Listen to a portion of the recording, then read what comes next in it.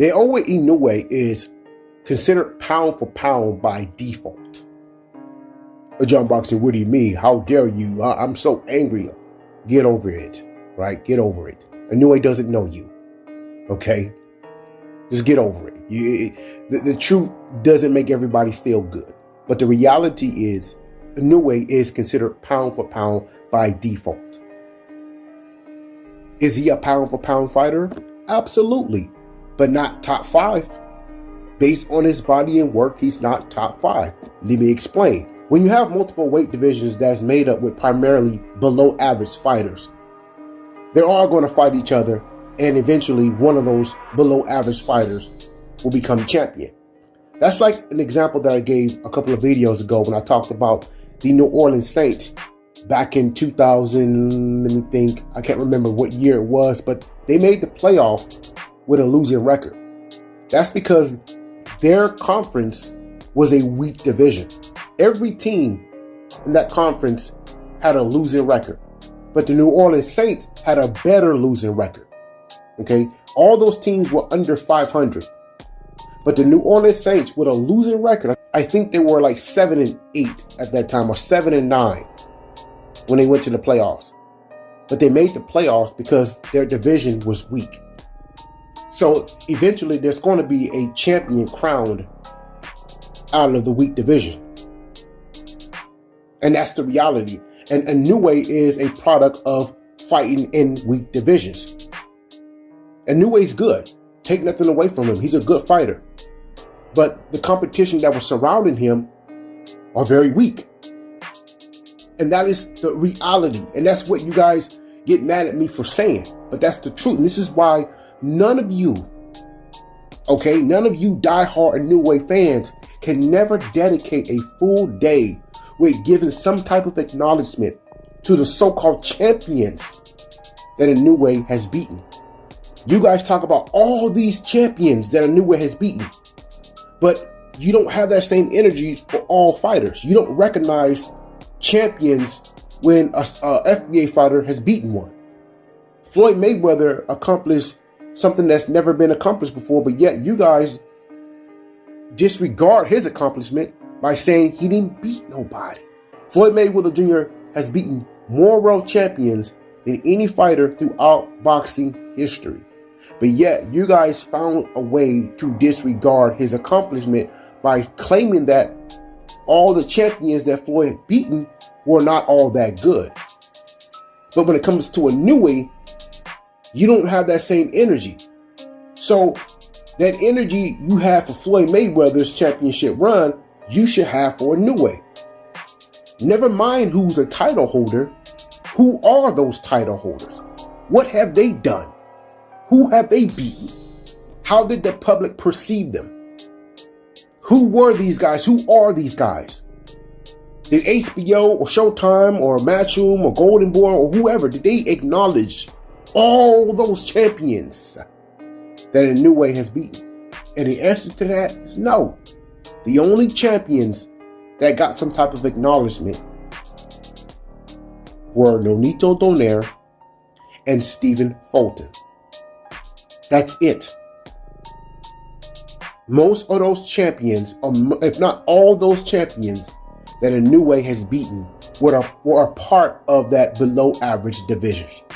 All these below average fighters beating up on each other, becoming world champion. And that is the reality. Somebody got to be a world champion in a weak division. Someone has to be. Inoue is just good enough to take over. He hasn't been in a weight class to where people thought, hey, this guy is going to give that guy for a run for his money. No one has ever got excited about a division that Inoue has been in. No one has ever said, man, this division is hot. Inoue's in a division to where he's going to have to really bring his A game if he fights one of these fighters. Oh, John Boxing, Stephen Fulton.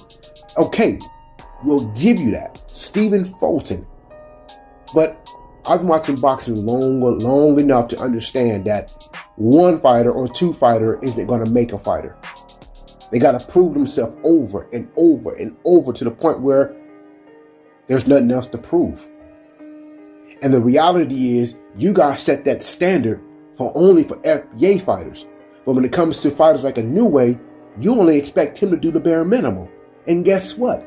Stephen Fulton was the bare minimum. Who has Inoue beaten that had a decent name outside of Stephen Fulton? You guys cannot answer that because he hasn't beaten no one. You guys are continuing on with this whole championship crap, but not giving acknowledgement or the praise to the fighter. Talk about the fighter that held on to those belts that Inoue took from them. You do it with black fighters. You do. You always acknowledge the FBA fighter you always acknowledge the fighter that the FBA fighter took the belt from. You guys either say they wasn't good enough or they were barely good enough. That is you guys' standard. When it came to Devin Haney taking a belt off of Brian Norman Jr., what did you talk about when it came to Brian Norman Jr. and Devin Haney fighting each other? Yes, there were people saying Brian Norman Jr. was going to beat Devin Haney. There was a lot of people saying that.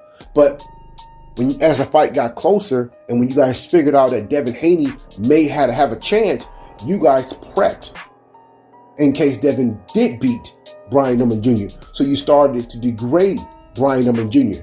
Even though he was the champion, you degraded the fighter because you didn't want to give Devin credit in case he beat Brian Norman Jr. But if you guys kept that same energy that you have for Inoue, then you wouldn't even pay attention to the fighter. You would have paid attention to the belt. Devin Haney got himself another belt. According to you, that is all what should matter. The fact that Devin Haney got himself another belt. Brian Norman Jr. shouldn't even been in the conversation. Just like 95% of the fighters that Inoue has beaten are not a conversation, then Brian Norman Jr. shouldn't have been a conversation. The conversation should have been Devin Haney getting his hands on that hardware that he took off of Brian Norman Jr. You see the double standard? You see the hypocrisy? You guys glaze Inoue. You talk about all these champions, right? He beat 12 champions. A championship run. He's been just knocking champions off left and right. Amazing. The greatest accomplishment in boxing. Inoue has all these champions that he's beaten. But when the real question comes, who are they? Then you guys are fumbling. You're fumbling in your tongue. You don't know what to say. Then you resort into shaming the person who asked the question. Oh, now you're racist because you asked the real questions. Who are those champions? Where are they now? What did they do before they fought Inoue? Now you guys are scrambling. You're dropping your phone all over the place because you got to do some research.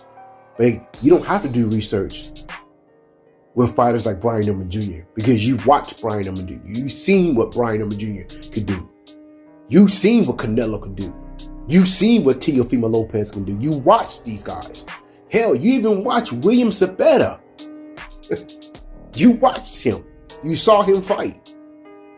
You even made claims about him being a good fighter. But you cannot do the same or say the same for 95% of Inoue's resume. You can't. Because you don't know who he's fighting. The reality is Inoue is pound for pound by default.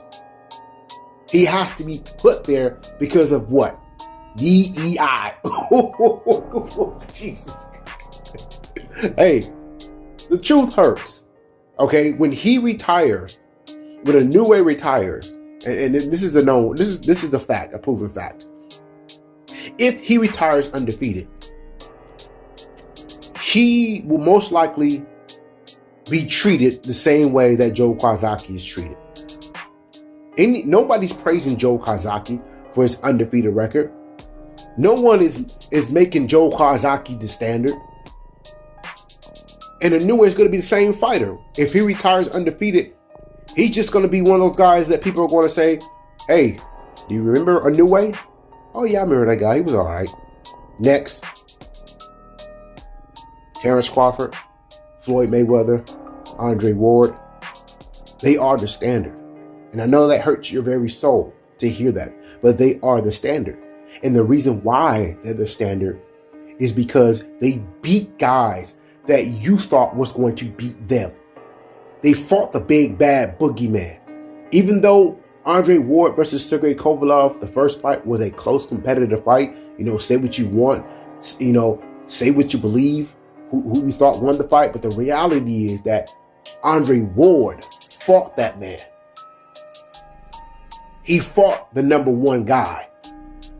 We had a matchup between 1 and 2. Now, I'm not talking about in the division. I'm talking about in the world. Sergey Kovalev was on the verge of being placed number 1 on the pound for pound list. He was that man. And Andre Ward fought that guy not once but twice and beat him both times. So when he walked away from boxing, he left his mark. He beat someone who was considered his equal. He beat someone who the public respect, who the public will say, man, before Sergey Kovalev fought Andre Ward, Sergey Kovalev was that dude. Pacquiao, Canelo, those are the fighters that Floyd Mayweather beat. Terrence Crawford, he beat Canelo. He beat Spence.